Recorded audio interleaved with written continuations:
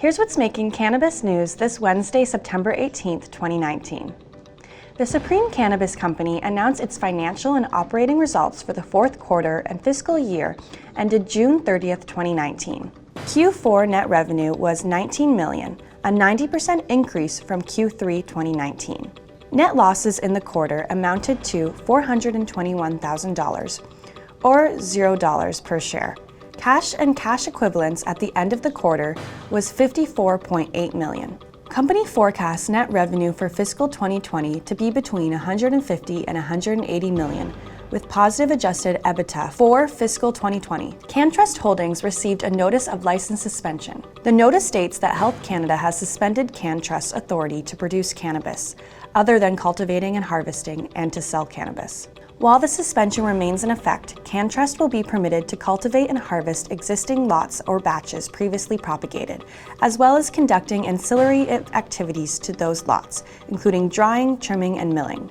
During the suspension, CannTrust may not propagate new lots or batches of cannabis or engage in the sale or distribution of cannabis. Australis Capital Inc. has qualified to trade on the OTCQX Best Market. Australis Capital upgraded to OTCQX from the OTCQB Venture Market and has begun trading under the symbol AUSAF.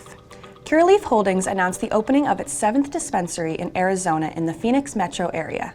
Earlier this year, Curaleaf agreed to acquire Phytotherapeutics Management Services, and the license associated with that dispensary was applied to Curaleaf Pavilions.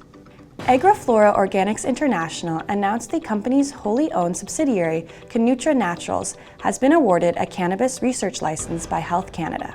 The research license permits CannTrust to pursue the development of proprietary cannabis genetics and phenotypes in its 76-acre campus in Kent County, New Brunswick.